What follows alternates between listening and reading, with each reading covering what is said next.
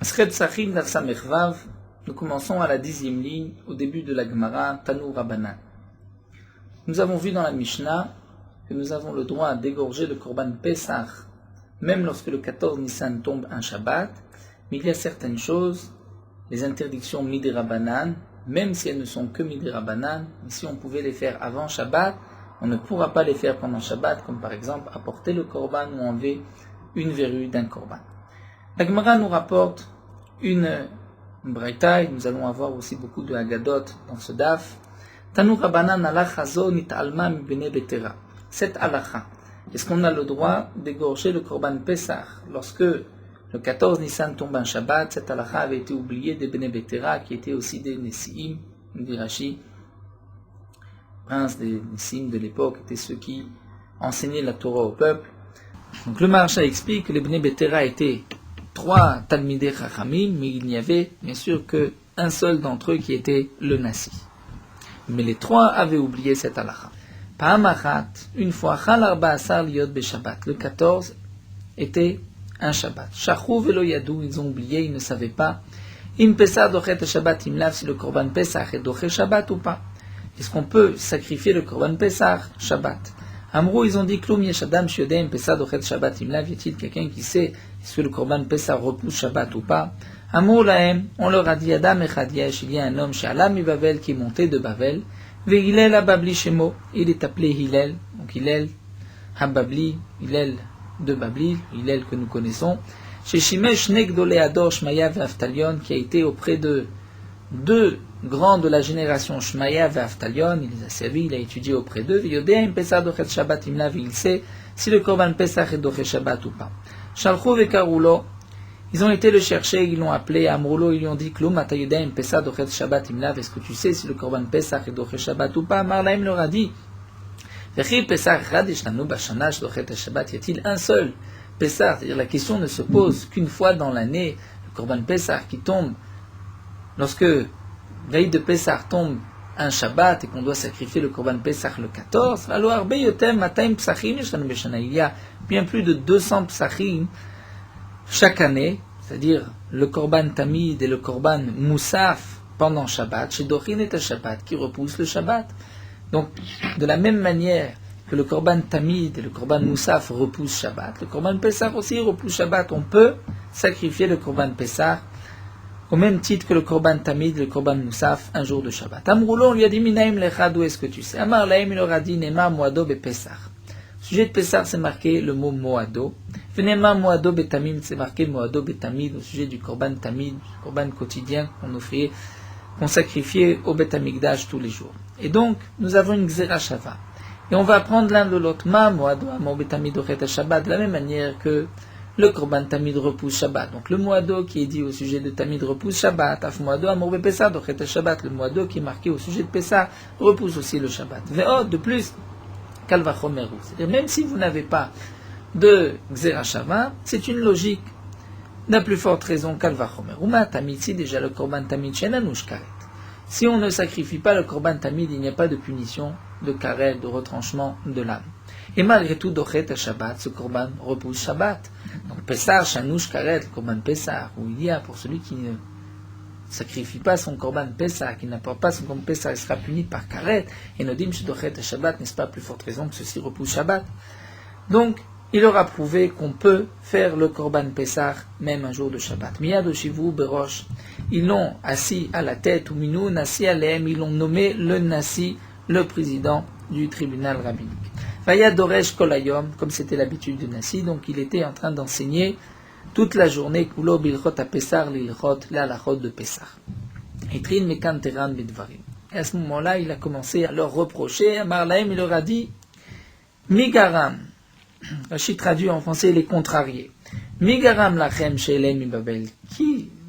Quelle a été la cause? Comment se fait-il que moi qui suis monté de Babel, veillez Nassi alechem, et je suis tout d'un coup le Nassi sur vous? Atzlut shaita bachem, c'est à cause de votre paresse. Shelo shamashtem shnek dolé ador, vous n'avez pas été étudié auprès des grands de la génération, des 2 grands Shmaya et Aftalion, et c'est pour cela que vous ne saviez pas cette halacha, et donc vous avez eu besoin de moi. Amroulo, ils lui ont dit, Juste après, ils lui ont posé une question, Rébi. Mais quel est le din shachar velo avisakin merev Shabbat? Moi aussi, on a oublié, on n'a pas apporté le couteau avant Shabbat. Est-ce qu'on peut apporter le couteau pendant Shabbat? Amar lahem, à ce moment-là, il leur a dit alachazo shamati veshacharti. Cette alacha, je l'ai entendu, mais je l'ai oublié. Nous verrons pourquoi. On expliquera qu'étant donné qu'il leur a dit, il a parlé avec un petit peu le rôle d'orgueil, c'est pour cela, hein, bien sûr à son niveau, c'est pour cela que il a oublié cette halakha. Et là, Anach lahem le Israël, il a répondu, laissons voir ce que les Bnei Israël feront. S'ils ne sont pas des prophètes, Bnei Nevi, même, sont des enfants de prophètes. Donc certainement que demain, ils feront comme la halakha. Les machar, le lendemain, ils ont vu que Mish et Pisrotle, Tochavo Betzimro, celui qui avait choisi pour son korban Pessar un mouton, avait enfoncé dans la laine le couteau et ainsi avait amené le couteau dans la Hazara. Mish et Pisrokdi, celui qui avait choisi comme korban Pessar un chevreau qui n'a pas de laine, Tochavo ben Keranav, il avait bloqué le couteau entre les cornes. Rama Asef Niskar Alacha. À ce moment-là, lorsque Hillel a vu comment les Bnei Israël avaient agi de même, il s'est souvenu, Vamar, il a dit, Kach mekubalani mipnei Shmaya ve'Aftalion, c'est ainsi que j'ai reçu de Shmaya ve'Aftalion. Et donc, c'est ainsi qu'il faut faire, c'est ça la halacha. La Gemara reprend, nous avons vu que Hillel leur a donné deux sources. D'abord, la Gzira Shava Moado, et aussi le Kalvachomer. La Gemara reprend Amar, Nema Moado Pesam, Nema Moado Betamid, c'est marqué Moado Pesam, Moado Betamid, Ma Moado Amor Betamid Ochet Shabbat, de la même manière que le Moado qui est marqué au sujet de Shabbat, qui est marqué au sujet de Tamid, ceci repousse Shabbat, Af Moado Amour Bepessar, de même le Moado qui est marqué au sujet de Pessar repoussera donc Shabbat et on peut sacrifier le Korban Pessar un Shabbat. La Gemara demande, mais Tamid Goufé Minalan, d'où est-ce qu'on sait que le Korban Tamid lui-même, d'après Shabbat, repousse Shabbat? Il est Mamishum Dirti Bebe Moado. Si c'est parce que c'est marqué Bebe Moado en son temps, et donc on dit en son temps même Shabbat, mais Pessar Namer Bebe Moado. Pessar aussi c'est marqué Moado. Donc pourquoi aller l'apprendre du Korban Tamid? Si le Korban Tamid l'apprend de Moado, à Pessar aussi c'est marqué Moado. Pourquoi la Gzera Shava? Et la Moado lo mashmale. Donc c'est qu'en vérité, le Moado ne signifie pas même Shabbat. Si c'est ainsi, Achaname Moadé lo mashmale, donc où est-ce qu'on sait Moado aussi lo mashmale, donc d'où est-ce qu'on sait que le Korban Tamid ne pourra être sacrifié même un Shabbat. Et là, marquera, donc l'Agma reprend, au sujet du Tamid, c'est marqué Olat Shabbat be Shabbato al Olat Tamid. C'est-à-dire lorsque le pasuk nous rapporte le Moussaf, les Korban Moussaf de Shabbat, la Ola du Shabbat be Shabbato, donc le Shabbat, al Olat Tamid, en plus du Ola, du Korban Ola du Tamid, Michlal de Olat Tamid Kereva Beshabbat. Donc, en plus du Moussaf, donc on voit que déjà le Korban Tamid était sacrifié Shabbat al Olat Tamid. Le Moussaf est en plus du Korban Tamid. Donc le Korban Tamid peut être sacrifié Shabbat. Et puisque c'est marqué donc Moado au sujet du Korban Tamid et Moado au sujet du Korban Pessar, donc on apprend l'un de l'autre. Hamarmar, l'Agma reprend et nous dit Veot Kalvachomer. Qu'est-ce que Hillel a rapporté comme deuxième source? Un Kalvachomer. Si déjà le Korban Tamid, il n'y a pas de punition de karet, et malgré tout, le Korban Tamid repousse Shabbat. Donc Pessar, Shanush karet, et Nodin, Shtochet Shabbat, le Korban Pessar qui repousse le Korban Pessar, pour lequel il y a une punition de karet, pour celui qui n'apporte pas son Korban, n'est-ce pas plus forte raison que le Korban Pessar peut repousser Shabbat? Nous dit la Gemara, mais il y a une question sur ce Kalvachom. Le Korban Tamid a cette particularité, c'est qu'il est tadir, c'est-à-dire tous les jours il y a un Korban Tamid. Et en plus, Kalil, il est entièrement sacrifié, il est entièrement brûlé. Il est entièrement brûlé sur le Mizbeach, donc peut-être que c'est pour cela que le Korban Tamid repoussera aussi Shabbat. Alors que le Korban Pessar, il y a un seul Korban Pessar dans l'année, de plus il n'est pas entièrement brûlé, peut-être qu'il n'est pas doré Shabbat.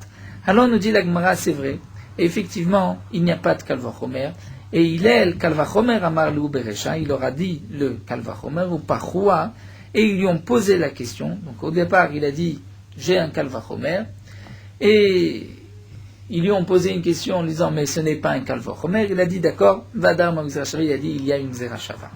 Alors demande la Gemara, mais puisque de toutes les manières, une Zerashava, on ne peut pas l'enseigner, l'apprendre tout seul, il faut l'avoir reçue de ses maîtres. Donc si Hillel connaissait cette Zerashava, c'est qu'il l'avait apprise de ses maîtres. Donc pourquoi a-t-il d'abord donné un Kalvachomer, puisque il avait déjà appris de ses maîtres cette Xerashava, il savait qu'il y avait une Xerashava, donc Kalvachomer la Mali. Pourquoi avoir apporté le Kalvachomer en premier? Et là, les Didou Kamalou nous explique l'Agma en vérité, il leur a dit ainsi. Bishlama Xerashava lo gamritu. Et encore, je peux comprendre, vous vous posez la question, puisque vous n'avez pas appris de vos maîtres la Xerashava. Mais même si vous n'avez pas la Xerashava, donc Pessar de Tamid, malgré tout, vous avez un Kalvachomer. Donc même si la Xerashava, vous ne l'avez pas apprise d'un Adam, d'un Xerashava, mais Atzmo, un homme ne peut pas faire une Xerashava de lui-même. Il faut qu'il ait reçu de ses maîtres traditions jusqu'à Moshe Rabbeinu. Et là, Kalvachomer, un Kalvachomer d'Adam, d'un Meatzmo, un homme peut faire lui-même un Kalvachomer. Et bah, vous auriez dû faire vous-même ce Kalvachomer. À Maoulé, ils lui ont dit, ce n'est pas un Kalvachomer, Kalvachomer Prichaou. Le Kalvachomer que tu rapportes, il y a une question. Et effectivement, ils ont posé cette question. Et là, Hillel est revenu, il a dit, il n'y a pas de Kalvachomer, mais il y a la Xerashava. Et donc, d'après tout le monde, le Korban Pessah pourra être sacrifié, même si le 14 Nissan tombe un Shabbat. Amar l'Agma reprend, concernant la deuxième question, comment va-t-on apporter le couteau? Nous avons vu que les machar, le lendemain, Mishipisrotele, Tochevlo Betsimro, dit Tochevlo Bet Grana. Celui qui avait un mouton, une brebis, il a enfoncé le couteau Betsimro dans la laine. Celui qui avait un chevreau, il le bloquait entre les corps. Tournons la page, l'Agma pose une question. Mais pourtant, comment pouvons-nous porter le couteau ainsi, puisqu'on va profiter de la bête? Et c'est comme si on fait travailler une bête appartenant au Beth Amikdash, une bête qui a déjà été sanctifiée, et nous avons un lave, comme nous le rapporte Rashi, Lotavod, Bipror, et de là on apprend pour tous les autres korbanot. L'Agma répond qu'il est. C'est-à-dire en vérité, les Béné Israël n'avaient pas encore désigné leur korban, ils avaient juste pris la bête, ils ne l'avaient pas encore sanctifié, ils n'avaient pas dit c'est un Pessah. Comme Hillel, les Tanya, comme nous avons une braïta, Amroala val Hillel, on a dit sur Hillel, Miyamav loma'al adam beolato. Jamais un homme n'a profané à cause de la Ola de Hillel. Et là, Mevia Choulin la Hazara, donc il a porté le korban alors qu'il était encore profane, Choulin, dans la Hazara, ou Makdisha, et à l'intérieur de la Hazara, il était Makdish, et il disait, cette bête, donc je la rends kadosh, je la rends Ola, le somech yado alea veshochata. Et ensuite, il posait ses mains dessus, la smicha, et il l'égorgeait. Donc de même, les korbanot, c'est vrai qu'on a la possibilité de les désigner avant, de dire c'est mon korban Pessah, et ensuite de les monter à la Hazara. Eh bien, il n'avait pas fait ainsi, il l'avait sanctifié seulement à l'intérieur de la Hazara, il l'avait désigné. La Gemara pose une autre question, mais puisque c'était un jour de Shabbat, Echid Matzeh Magdishle, le Shabbat, comment? Pesach Beshabbat, Echid Matzeh Magdishle, demande Agma, le korban Pesach pendant Shabbat, comment pouvons-nous être Makdish, sanctifier ce korban, le désigner, le rendre korban Pesach, puisque nous avons une Mishnah Batnan, En Magdishim. On ne peut pas rendre Ekdesh, une bête, ou toute autre chose pendant Shabbat. Ven Marichin, on ne peut pas non plus faire Marichin, c'est-à-dire offrir sa valeur, la valeur d'un homme au Beth Amikdash. Ven Machrimim, pas non plus faire le Cherem, c'était aussi un don au Beth Amikdash, parfois Cherem la Kohanim, parfois au Beth Amikdash. Ven Magbim, Trumot ou Maasrot, et on ne pouvait pas non plus prélever la Teruma ou les Maasrot sur une récolte qui avait poussé en Eretz Israël pendant Shabbat, Kolele Beyom Tov. Donc tout ceci ne peut pas se faire un jour de Yom Tov, Amrou, Kalvachom, même Shabbat, à plus forte raison, le jour de Shabbat. Donc là aussi, comment les Bnei Israël, donc cette histoire à l'époque de Hillel, ont pu rendre Ekdesh leur korban, le rendre korban Pesach pendant Shabbat. Là il m'a répondu, Anim, il est de Chovot Shem Kavolaim Zman. Quand est-ce qu'on ne peut pas? Ce n'est qu'une interdiction Midei Rabbanan, c'est les Chovot, les obligations qui n'ont pas de Zman, de temps fixe. Aval de Chovot Kavolaim Zman. Mais une obligation pour laquelle il y a une obligation de les apporter aujourd'hui, comme le korban Pesach, là on peut être Magdish. Et par exemple, si un homme doit apporter le lendemain un korban Ola ou un korban Khatat, il n'est pas obligé de l'apporter le jour même. S'il veut désigner sa bête, dire cette bête sera Ola ou Khatat pendant Shabbat, il n'a pas le droit. Mais si c'est son korban Pesach, il doit l'offrir aujourd'hui, il pourra dire sur la bête c'est mon korban Pesach. D'Amar Rabbi Yochanan, comme Rabbi Yochanan l'a dit, Magdish Adam et Pitzro be Shabbat, Bechagigato be Yom Tov. Un homme pourra être Magdish, son korban Pesach pendant Shabbat, Vechagigato et son korban Chagiga si c'est un jour de Yom Tov. Je nous explique que le korban Pesach, ça ne peut pas être un Yom Tov, puisque le korban Pesach était offert avant Yom Tov, le 14 Nissan, Et la Chagiga, ça ne peut être que Yom Tov, puisque comme nous le verrons, pour le Korban Chagiga, lorsque ça tombait un Shabbat, on n'apportait pas, on n'offrait pas de Korban Chagiga. La Gemara pose une dernière question. Ve'alo mechamerhu. Il y a une autre interdiction. C'est que on va faire porter une bête, et lorsqu'une bête porte un poids, il y a une interdiction qui est appelée mechamer, c'est interdit pendant Shabbat. La Gemara répond mechamer kelachariat. C'est un mechamer kelachariat, une sorte de chinouille. C'est-à-dire c'est différent de la semaine. Pourquoi? Puisque nous dit Rashi, ce n'est pas l'habitude d'un mouton de porter quoi que ce soit. Donc c'est un mechamer kelachariat. La Gemara demande mechamer kelachariat nameneid isura doraita leka. C'est vrai qu'il n'y a pas d'interdiction minatora. Mais isura midirabanan yaika. Il y a malgré tout une interdiction midirabanan. Donc comment se fait-il qu'on a le droit d'apporter ainsi le couteau pendant Shabbat? Et là la Gemara explique à Ino de Kabaïmine. C'était effectivement ça la question que les Bnei Bétéran ont posée à Eglel. D'abord, shi yeshlo eter minatora, c'est-à-dire quelque chose où c'est permis minatora, c'est-à-dire, comme nous dit Rashi, puisque ce n'est pas un véritable mechamer, c'est qu'il est achariad, puisque ce n'est pas l'habitude du mouton de porter quoi que ce soit. Et donc ce n'est qu'une interdiction midirabanan, d'avoir shvut omed lefanav, et il y a un shvut qui est devant lui, leokro ke l'achariad bimkom mitzvah, le déraciner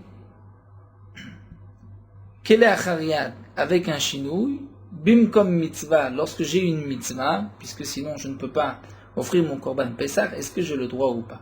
Et là, il a répondu à Marlaim alachazo shamati veshacharti. Cette halakha, j'ai déjà entendu, mais j'ai oublié.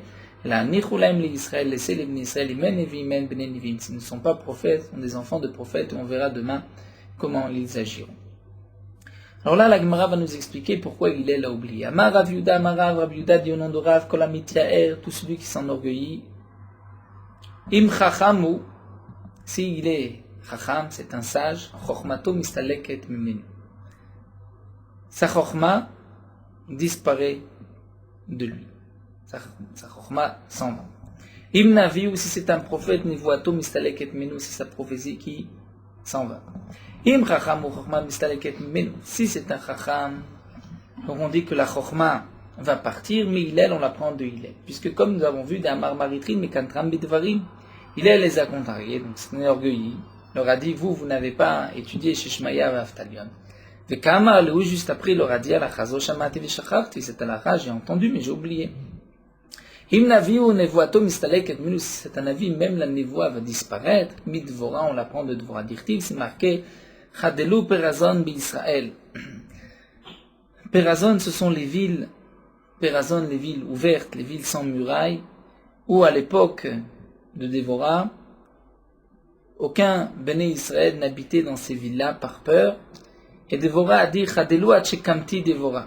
Donc elles étaient vides d'habitants jusqu'au moment où je me suis moi levé Dévora, je suis venu.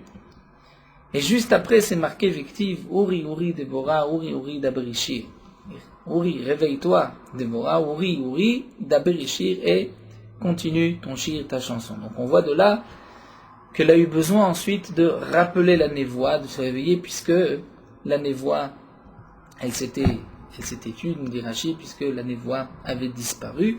Par cette petite phrase d'orgueil, elle a dit que Hatchekamti, jusqu'à ce que je suis moi venu, me suis levé, et j'étais la dirigeante du clan d'Israël. Resh Lakish Amar, Resh Lakish dit Kol Adam shekoes, tout homme qui se met en colère. Im chacham u chachmato mistaleket mimenu. S'il est chacham, sa chochma disparaît. Im navi u nevoato mistaleket mimenu. S'il est prophète, sa nevoa disparaît aussi. Im chacham u chachmato mistaleket mimenu. On l'apprend de Moshe. Dirtiv veitzov Moshe al pikudei Chayil. Après la guerre de Midian, Moshe s'est mis en colère sur les pikudei Chayil. Pourquoi ils avaient laissé vivre les femmes.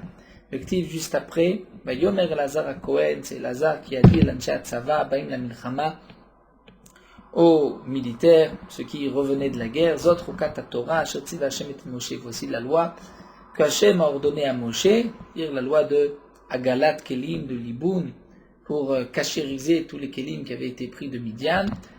Pourquoi c'est Lazar qui l'a dit, Michlal de Moshe Yalimine. On apprend de là que Moshe lui l'avait oublié puisqu'il s'était mis en colère. Im navi ou nevoato mistaleket menu, c'est un avis, la névoie va aussi disparaître, on apprend de Elisha. Dirti, c'est marqué Lorsque Yehoram, qui était le roi d'Israël, était avec Yehoshaphat, le roi de Juda, ils sont approchés devant Elisha. Elisha a dit, Loulé pnu Shaphat melech Juda nosé, si ce n'est que pour le roi de la vase de Yehoshaphat, le roi de Juda, que j'agrée, il m'habite elecha v'imereka, on dit Elisha, si je t'avais regardé, v'imereka, si je te regarderai par la suite. Vective, et c'est marqué, donc là on voit que Elisha s'est mis en colère contre Yehoram, qui était un rachat, vective, et c'est marqué, Vata, kechuli menagen, Elisha a demandé qu'un instrument de musique, on joue de la musique, non lui pour le mettre en condition de névoie, comme c'est l'habitude des Névis, on chantait, il y avait de la musique à côté d'eux, et par cette musique, ils accédaient à la névoie, Vayak nagana menagen, vatila viat Hashem. Et lorsque l'instrument de musique s'est mis à jouer, à ce moment-là, est revenu la névoie. Donc on voit que la névoie était partie. Amar Rabbi Mane bar Patish, Rabbi Mane Patish dit Kol shekoes, tout celui qui se met en colère, afilu poskim alav gedola min hashamayim moridim oto, même si on avait fixé pour lui gedola, c'est-à-dire de une grandeur, comme nous allons voir, même la royauté, moridim oto, on le fait descendre. Minalan, d'où est-ce qu'on apprend? Mais Eliav de Eliav. Eliav était le frère aîné de David, Shneimar, Vaïcharaf Eliav be David. Eliav s'est mis en colère lorsque David a été le rejoindre au moment où Goliath était en guerre avec le peuple d'Israël, Vayomer, et Eliav a dit à David, Lama yaradta, pourquoi tu es descendu, pourquoi tu es venu voir, Minatashta me'atatzon, à qui as-tu laissé le peu de bétail et Nabamidbar dans le désert, Ane yadati et zedoncha ve'torah levavecha. Je sais, je connais, roi levavcha, le mal de ton cœur, qu'il man rot al milchama yarata. Tu es simplement descendu pour voir la milchama, pour regarder la guerre. Donc là, on voit que Eliav s'est mis en colère contre David. Lorsque Akadosh Baruch Hu a envoyé Shmuel dans la maison de Ishaï pour oindre un roi, tous les enfants de Ishaï, c'est marqué Lo bazé bachar Hashem. Ce n'est pas lui que Akadosh Baruch Hu a choisi. Alors que Eliav, c'est marqué Yomer Hashem el Shmuel. Hashem a dit à Shmuel, Al tabit el mari uvel gova komato. Shmuel pensait que Eliav était celui qui avait été choisi par Akadosh Baruch Hu, et Hashem dit à Shmuel, ne regarde pas son apparence, sa grandeur, qui m'estiu, parce que je l'ai en dédain.